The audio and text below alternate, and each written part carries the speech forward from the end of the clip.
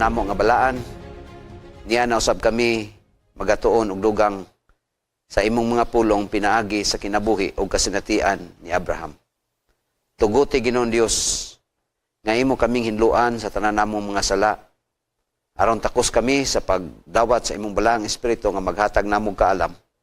Masabtan namo ang kamaturan, makatabang kini sa among pagpakigrelasyon diha kanimo.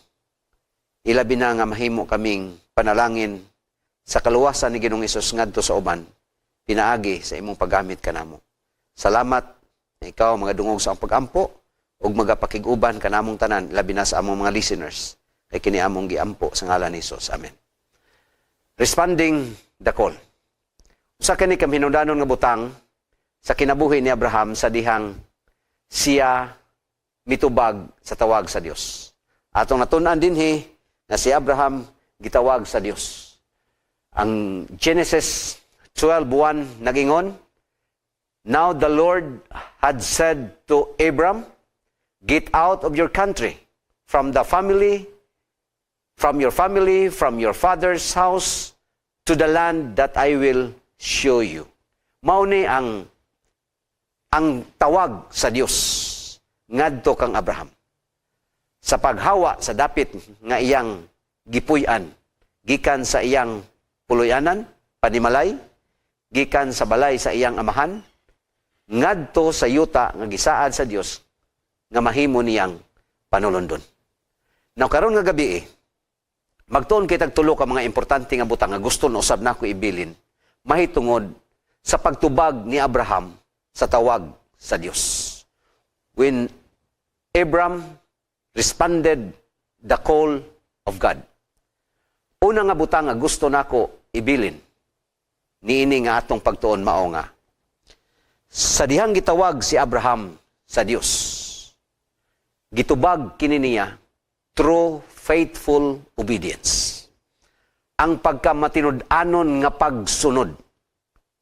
Unsa man ang matinud-anon nga pagsunod? Kini nga pagsunod, obedience ngadto sa Dios, nagpasabot kini mahitungod sa iyang pagtuo. Faithful obedience. Nisunod siya tungod sa iyang pagtuo. Gani, ang Hebrehanon 11:1 nagsulti ang balaang kasulatan. Mahitungod sa pagtuo. Now, faith is the assurance of things hoped for. Mao kini ang paglaom, ang kasiguruhan sa mga butang nga ginalauman. Mao ni ang pagtuo. O ang pagpadayag sa mga butang nga wala makita. Mao ni ang gihimo sa Dios kang Abraham. Sa dihang iyang gitawag si Abraham mitubag pinaagi sa iyang pagtuo sa Ginoo. Sa dihang giingnan siya nga gikan niini nga dapit, dadon ko ikaw ni ana nga dapit. Wala makatultol si Abraham. Wala mahibaw si Abraham og asa ning dapita, unsay naa ni anang dapita. Apa nag-ingon ang Ginoo? Muhawa ka gikan sa imong puloy-anan. Gikan sa imong balay, gikan sa imong nasod, ug muadto ka sa dapit nga wala nimo mahibalui. Ug misunod si Abraham. Mao ni pagtuo, mao ning giingon ni San Pablo sa Hebrehanon 11 bersikulo 1, mao ni pagtuo ang kasiguruhan sa mga butang nga ginalauman nga wala pa niya makita. Apan iya nang gituhuan. Maunay pagtuo. Hebrehanon 11 bersikulo 8, nag-ingon ang balaang kasulatan, by faith, Abraham, when called to go to the place he would later receive as his inheritance. Tawag siya sa Ginoo pag-adto niya ng dapit nga gisaad sa Ginoo nga mahimo niyang panulundon. Unsay giingon ni San Pablo? Obeyed and went, even though he did not know where he was going. Sa ato pa, siya misunod og miadto. Mauni ang pagtuo, mga kaigsuonan. Nituo siya, he obeyed, even though he did not know where he was going. Mauni ang pagtuo. And went. Gipadayag niya ang iyang pagtuo sa iyang pag-adto, sa iyang paglakaw. Pag-adto sa dapit, nga wa siya may balo, og asang dapita. Asa siya mupaingon. Mauna ang pagtuo ni Abraham. Ang iyang pagtuo na ay binuhatan. Gipadayag niya pinaagi sa iyang paglakaw. Pinaagi sa iyang pag-adto. Unsay giingon ni James sa sinulat niya sa James 2:22. Ingon siya mahitungod sa pagtuo. Tanawa nga siya nga dunay pagtuo. His action were working together. So kung duna kay pagtuo, mukuyog kanimo ang imong binuhatan. Sa dihang mituo si Abraham, siya mitindog, siya nang hipos, siya nang andam, og milakaw kauban sa iyang asawa, ni Lot, og sa tanan niyang mga sulugoon, ngadto sa dapit, nga wala niya mahibaloy. Maunay pagtuo. Meaning, ang imong pagtuo o ang imong binuhatan magkuyog matod pa ni Santiago. Og maunay gihimo ni Abraham. His faith was made complete by what he did. So ang pagtuo na kumplito diha sa kinabuhi ni Abraham, sa dihang naglakaw siya, faithfully obeyed his God. Misunod siya, mituo siya sa iyang Diyos.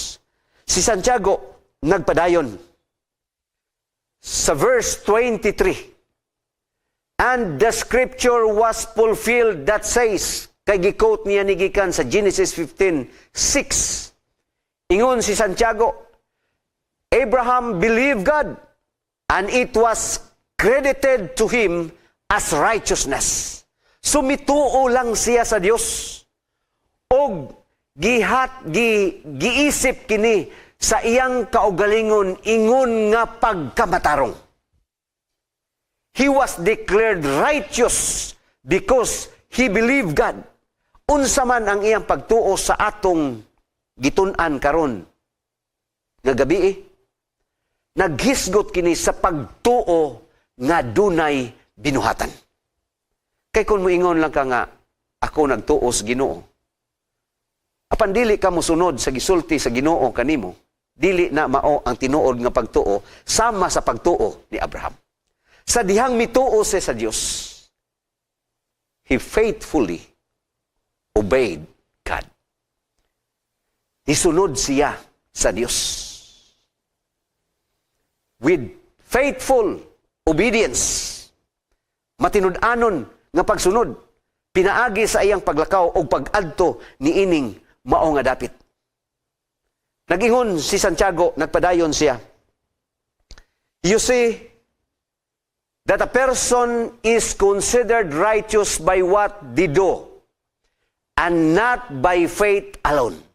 Tungod kay dunay nagunahuna nga sa dihang ikaw mutuo sa Dios, dili na kinahanglan mo sunod ka sa Ginoo, makaangko na ka sa kaluwasan. Apan nagingon si Santiago, bisan gani ang yawa nituo sa Dios. Ang pagtuo, tinuod nga pagtuo, kompleto nga pagtuo, adunay binuhatan. Kinahanglan imong himuon ang mga butang mahinungdanon sa imong relasyon ngadto sa Ginoo, pagpadayag sa imong pagtuo kaniya. Samara sa atong mga ginikanan nga atong gituhuan ug atong gisunod ang ilang mga talambagan. Tungod kay mituo ta sa atong ginikanan. Hinumdum ko sa gagmay pa mi. Na ako'y mga manghod, nagasunod-sunod. Kunya, katong among second to the last o ang last, sila may mga gagmay sa balay. Usahay sa gagmay pa, sige sila glalis. Kunya, sugoon niyang among kamanghuran, dili mo tuo. Ingon ang akong manghod, gamay pa siya, ingon siya, ayaw nalag ati-ati nako. Kay sikag ati-ati unya, di ka musunod nako. Di ka mutuo nako. Mauna ang prinsipyo sa atong pagtuo sa Ginoo. Kung kita mituo sa Dios, inubanana sa atong mga binuhatan.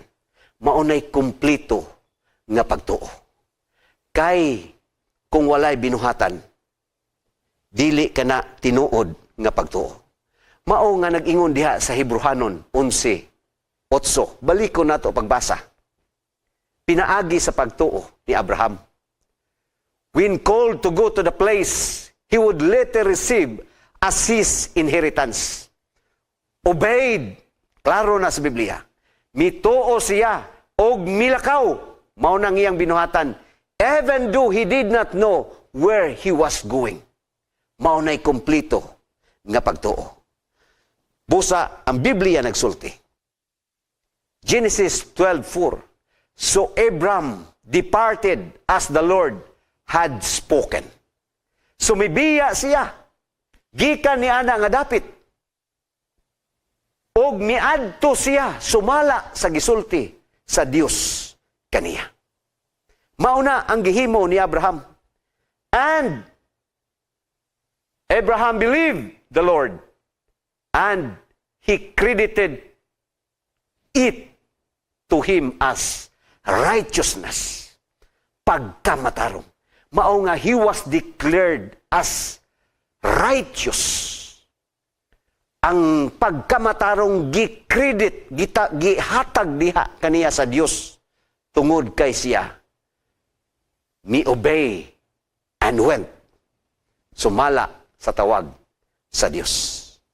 Ikaduha, nga butang, ang tubag ni Abraham sa dihang gitawag siya sa Dios, mao nga gitubag niya through a constant connection to God. Mao na'y mahinungdanon nga butang, ang maintenance, a constant connection to God. Dili bot pasabot nga sa dihang ikaw nakasulod na, pwede na nga imong putlon o dili na kamo padayon. Kinahanglan doon na kay constant connection ngadto sa tao nga nagtawag kanimo. Ngadto sa Dios nga nagtawag kanimo.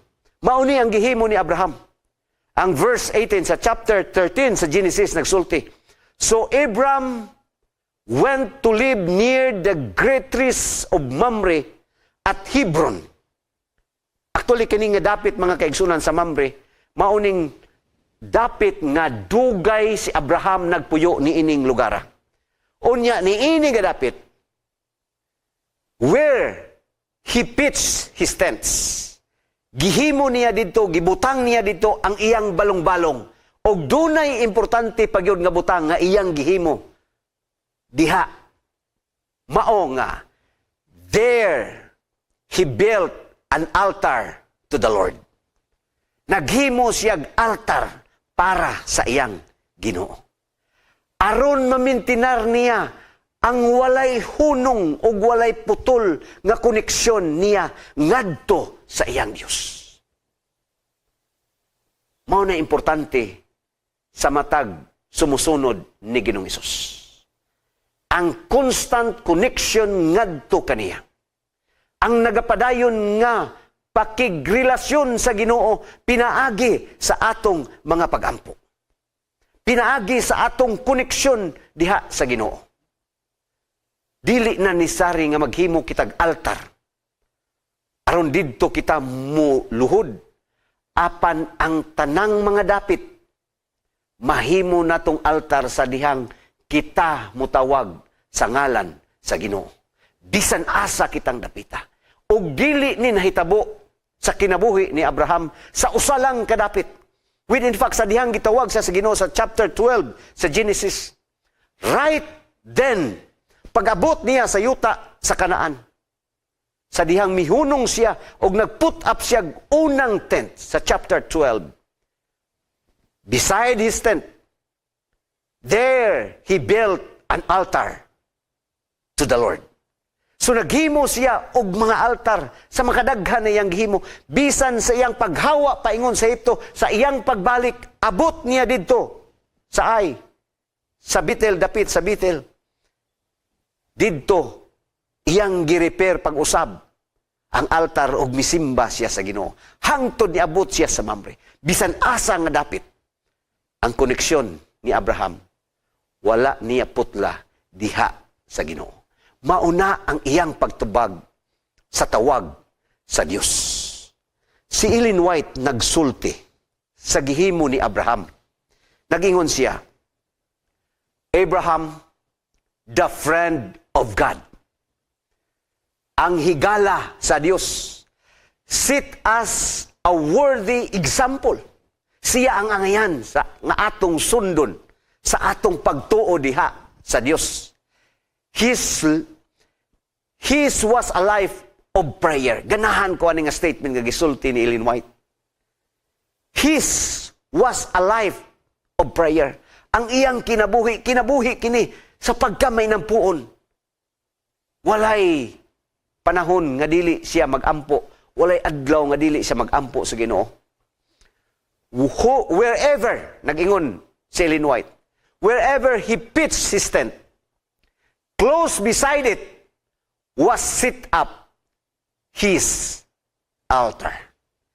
Sukilid sa iyang tent, kanunay naa didto ang altar. Calling all within his encampment, ang tanan niyang mga sulugoon, tanang sakop sa puloy-anan.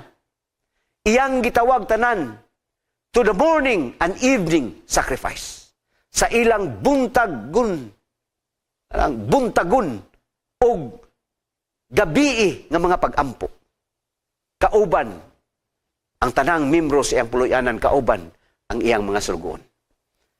Kay nga naman, sa kilid sa iyang tent, naa diha ang dapit diin siya makigtagbo sa iyang Ginoo. Ma-amaze ko mga kaigsuunan. Sa dihang nakaadto ko sa mga diri sa Indonesia, mga Hindus nga mga tao. Sa Bali, murag kadaghanan diha sa Bali, na ay mga area nila nga mga Hindus ang gapuyo. Makalilisang. Tungod kay kada balay, duna sila'y ug sa ato pa dito, duna sila'y altar. Naa sila'y templo. Diin didto sila magdagkot og mga insinso ug magampo sa ilang Ginoo. Every house, every family, bisan didto sa ilang mga negosyo, naa kanunay didto ang ilang mga templo. Kumusta ta nga mga Kristohanon? Si Abraham nagbilin og worthy example matod pan Ellen White. Gipadayag ni Ellen White nga mahinungdanon ang iyang kinabuhi nga atong sundon ang kinabuhi niya sa pagka mainampuon. Kay maunay maghatag nato og constant connection ngadto sa atong Dios. Nagpadayon si Ellen White nga nagsulti siya. Mahitungod sa kinabuhi ni Abraham didto sa Kanaan. When his tent was removed, the altar remained. Magpabilin didto ang iyang altar. In following years, there were those among the roving Canaanites who received instruction from Abraham. Meaning, kining mga tawhana ug sa ato pa ni karon, nasultihan na ni Abraham mahitungod sa Ginoo nga iyang gialagaran. O kini nga mga Canaanites nga nagasuroy-suroy, nga nakadawat sa mensahe ni Abraham mahitungod sa Dios nga iyang gialagaran. And whenever one of these came to that altar, maabot sila ni anang dapit nga dunay altar. Nagingon si Ellen White, ganahan ko ani mga kaigsunan, mga kaptlaom. He knew who had been there before him. Sa ato pa katong Canaanite nga nakabisita ni anang dapita, sa pagkakita niya ni anang altar, Nahibalo siya o kinsa ang nag-una kaniya ni anang dapita. Nahibalo siya nga didto si Abraham. And when he had pitched his tent, sa dihang nagbutang pod siya dito sa iyang tent, iyang riperon ang altar, o didto musimba siya sa buhi nga Dios. Pagkanindot, mga kapaglaom.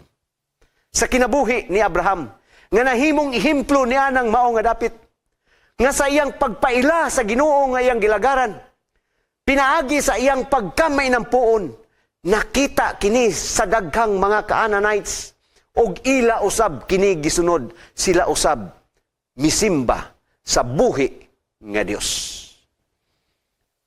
Mauna ang katarungan ngano nga ang Dios nagtawag kang Abraham.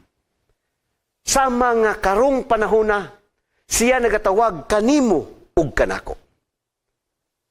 Sa pagpakigrelasyon ngadto kaniya, sa matag gutlo sa atong kinabuhi, kinahanglan ng atong koneksyon diha sa Ginoo. Nga sa bisan asa kita moadto nga dapit, makita nila nga dunay Kristo dinhi, dunay Ginoo dinhi sa atong mga kinabuhi. Mauna, nganong si Abraham gitawag sa Dios, gitubag niya pinaagi sa pagpadayag sa iyang kinabuhi, diha sa pagka mainampuon. Ikatulo, mga pinalangga kong mga kapaglaom. Pagtubag sa tawag sa Dios, pinaagi by living like a stranger in the promised land. Pinaagi sa pagpuyo ni anang dapit nga gisaad sa Ginoo nga iyang panulundon as a stranger. Stranger. Kanang dili ka tagadiha. Estranghero kun sa atong pinulungan. Nagpuyo siya nga estranghero. Unsay gisulti ni Pablo sa Hebrehanon 11 versikulo 9. Pinaagi sa pagtuo ni Abraham. He made his home in the promised land. Sa ato pa, didto na, iyahanang na abot ang promised land. Iyanang naangkon ang gisaad sa Ginoo nga yuta. Apan, nag-ingon siya, pinaagi sa iyang pagtuo, gihimo niyang puluyanan ang promised land like a stranger in a foreign country. Sa ato pa, mipuyo siya dito, ingon nga alien, ingon nga stranger, ingon nga dumuluong. Gihatag na sa Dios nga panulundon, kanang yutaa. Apan sa iyang pagpuyo, iyang giisip nga siya dumuluong anang dapita. Nga naman, nagingon si Pablo, he lived in tents, as did Isaac and Jacob, who were heirs with him of the same promise. So bisan ang iyang kaliwat nga si Isaac, ang iyang kaliwat nga si Jacob, nagpuyo gihapon sa mga tent, sa huna-huna, nga bisan kung gihatag to sa Dios nga ilang panulundon, but they were just stranger in the promised land. Mga dumuluong lang sila ni anang yuta nga gisaad sa Dios kanila. Nagpuyo sila og mga balong-balong. Kining mga balong-balong, mga kaigsunan, atong masabtan. Kung magpuyo tag balong-balong, nagpasabot nga temporaryo lang. Sa estudyante pa mi sa Mountain View College, dunay usa ka summer. Panahon kadto nga dunay nahitabo nga dako nga lunop sa Ormoc City. Og nianang pagka-summer, the following year, kundi ko masayop, nakalimot ko og unsa tong tuiga. Niadto mi didto sa Ormoc og nag-canvas. Not actually sa Ormoc, didto sa Leyte, sa Samar, sa Tacloban. Unya, usa sa mga dapit nga among giadto, ang Ormoc City. Nikuyog ko og taga didto pod. Karon si ato apo didto na assign si Pastor John nga Palaraw. Niadto mi sa Ormoc kay mag-canvas mi. Join me og literature evangelist, student literature evangelist. Niabot mi anang lugara. Ingon, ang akong kauban, ingon siya to, muadto ta, didto sa ibabaw, didto sa tent city. Unsa man ang tent city? Kato ng mga tao nga nalunupan, nga nag-survive, nangabilin, uwa na yung mga balay, tuas dito sila, gipuyo sila sa tent city. So nangadto mi dito mga kaigsunan, mga kapaglawom, pag-abot na mo dito. Naa sa among atubangan, pagsulod nako, nakita nako ang daghan kayong mga balong-balong. Niabot sa kuna-huna, mura manigkampo sa mga Israel sumala sa Biblia, nga nagpuyo sila mga tents, makita bitaw nato diha sa mga pictures sa Bible story, nga daghan kay mga tents. Mauna ang niabot nga imagination sa akong huna-huna. Ingon ako, mao dayong gitawag nig tent city, kay silang tanan nagpuyo sa mga balong-balong. Tents. Nga nung gibuhatan sila didto og balong-balong. Tungod kay ang huna-huna sa gobyerno, nga magpuyo lang sila didto og pila ka mga bulan, humani ana, i-relocate sila og dadon sa ilang tinuod nga puluyanan. Sa ato pa, kanang tent, nagpasabot na og temporaryo lang. Mauna ang gihimo ni Abraham ug sa iyang mga kaliwat. Nganong nagpuyo sila sa mga tent? Tungod kay gihuna-huna nila nga stranger lang sila ni ining mao nga kalibutan. Unsay giingon ni San Pablo? Ipadayon nato og basa sa bersikulo 10 sa kapitulo 11. For he was looking, mao nang gihimo ni Abraham. He was looking forward to the city with foundations whose architect and builder is God. Nagtanaw siya sa unahan sa gisaad sa Ginoo.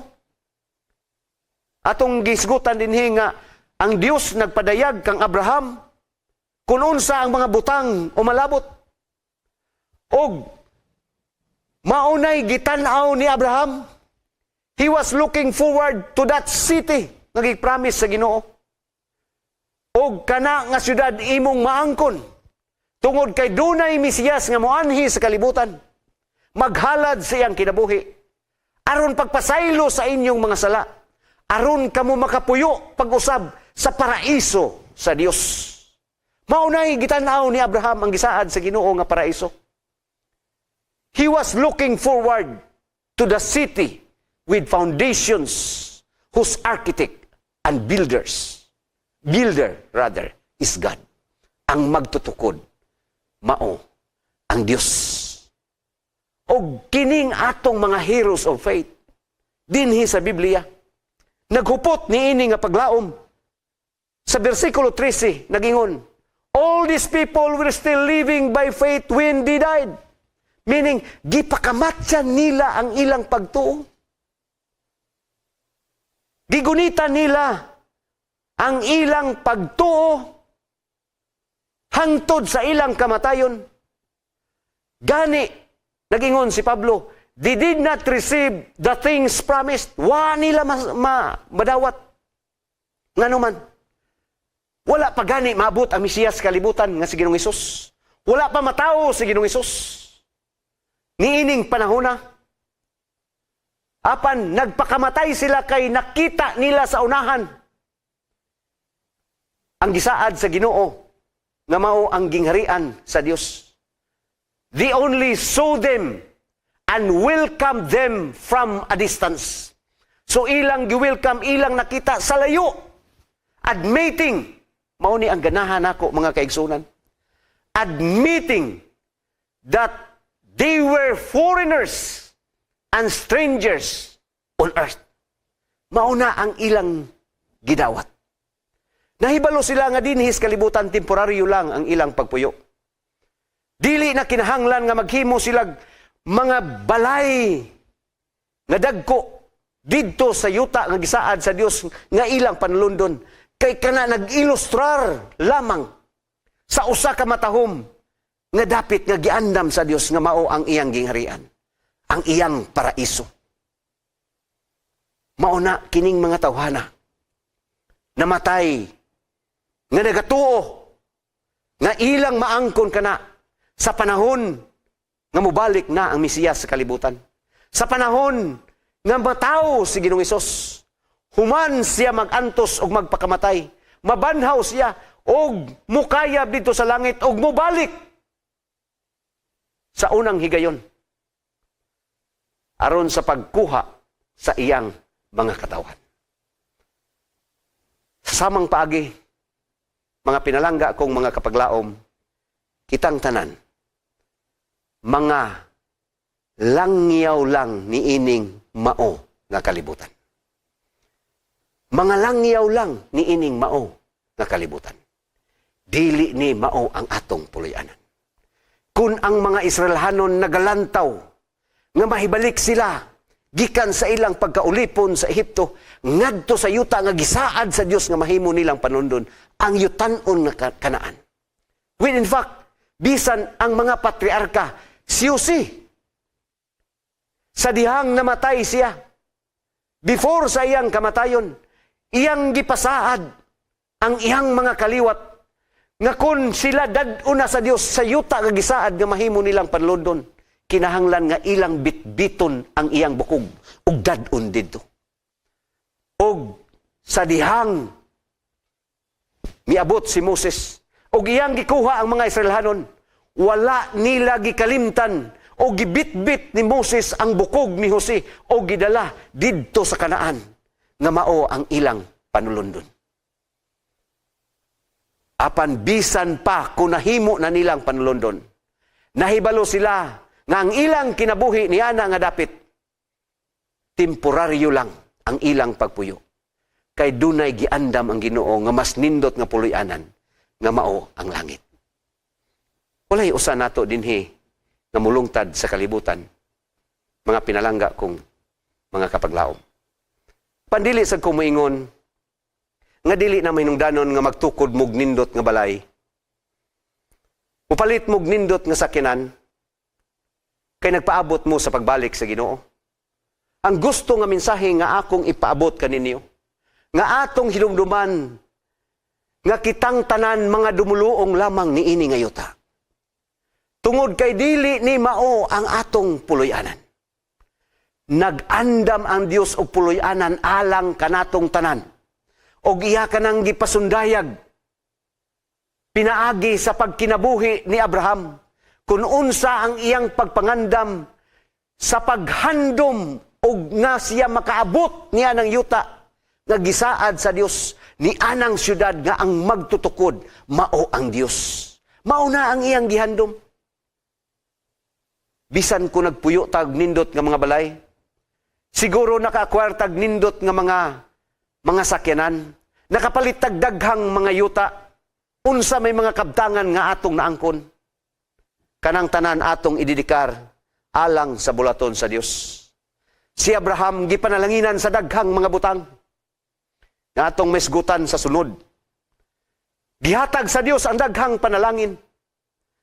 Apan taliwala niya ng tanan, wala niya malimti nga siya dumuluong lamang ni anang mao nga dapit. Siya nang lantaw sa unahan. Ni anang pagpadayag sa manluwas nga mao si Ginoong Hesus. Nalipay siya kay iyang nakita, matud pa ni Ginoong Hesus, ang iyang pagpakatao. Nakita ni Abraham ang iyang pag-antos. Nakita ni Abraham ang iyang kamatayon didto sa krus. Ug nakita ni Abraham ang iyang pagkabanhaw. Ug nakita ni Abraham ang iyang pagbalik sa ikaduhang higayon, sa unang higayon, sa iyang pag-anhi sa ikaduhang higayon, aron sa pagkuha sa iyang mga katawhan ug ni anang bahina. Ang pagbalik ni Ginoong Hesus dili inaalang sa sala.